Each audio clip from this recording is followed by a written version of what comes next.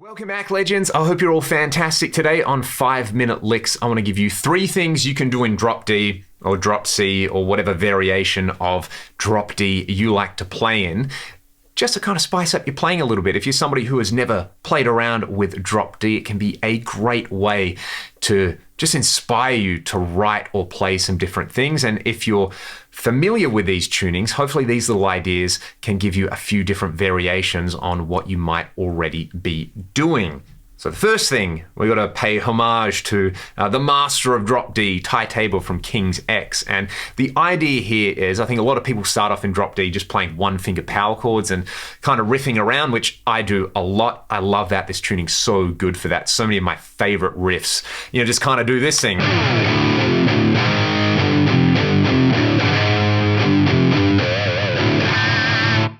But the thing that I love about Ty's playing is he would take those one-finger power chords and then add a droning string from the remaining strings, like the G, the B, or the D. So we'll stick with the G string. And here, what I would encourage you to do, just move your finger to a random fret and then hit the open G. And if it sounds good, stick it away in your brain, remember it, and then try to come up with some fun progressions around it. I am going to try that. I haven't really planned anything just yet, but we'll try it.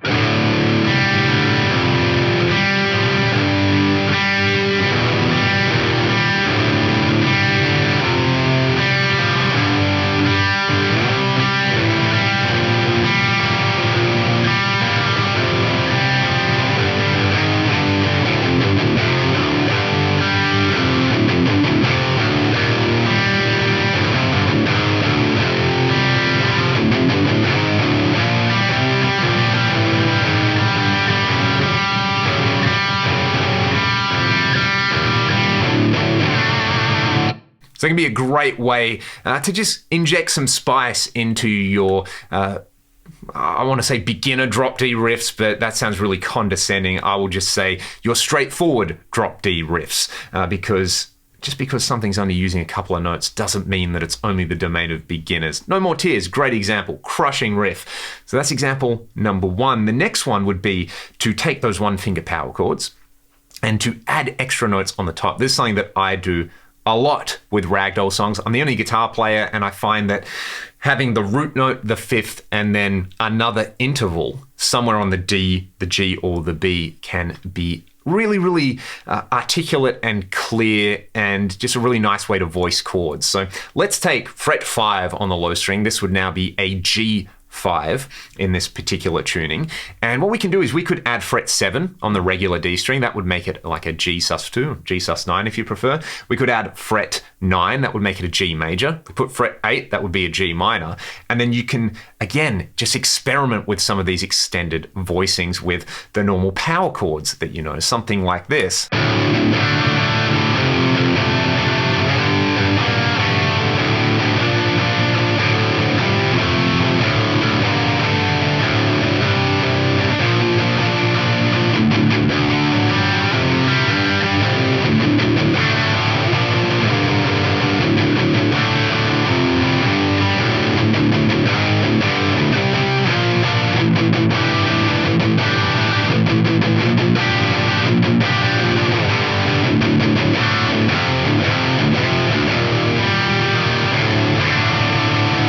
And that's combining it with that open G string from before. One particular chord that I really, really like using this is to play that G5 and then to play the 5th fret of the G string. So that's a C note, which would be the 4th relative to G, and the open B string. So these two create quite a dissonant flat 9 interval, but then we have this anchor here with this G5 chord. So you get this.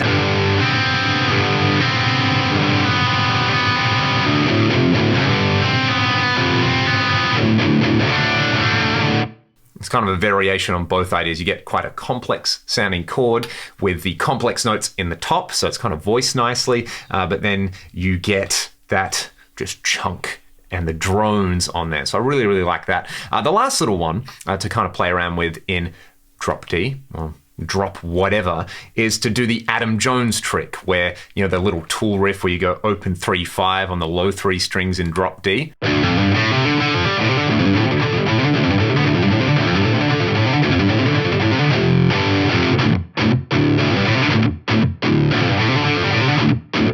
But just apply that to some different frets. Some of my favorites in D minor, fret 8 to 12 on the low 3, fret 10 to 12 is really good, fret 7 to 10 is fun as well. So you can put together a little riff like that.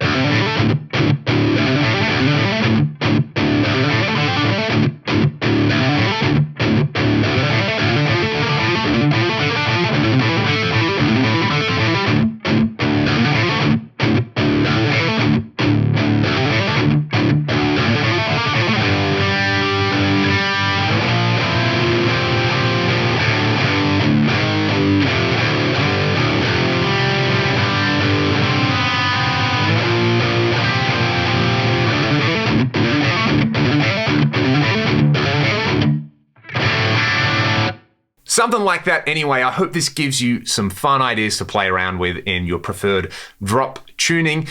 If you like any of these ideas and you have any further questions, please let me know in the comments. Feel free to join the Discord server and talk about it more. And it will make me so happy if one person out of everybody who watches this just kind of goes and writes something or is inspired to do something with this particular tuning, because it's a tuning that has inspired me so much, and it has really open up the doors to just kind of fun sounds and fun approaches on the guitar that I otherwise wouldn't have thought of if I just restricted myself to standard tuning. Let me know what you think in the comments, and I hope you all have a great day. Thanks for watching.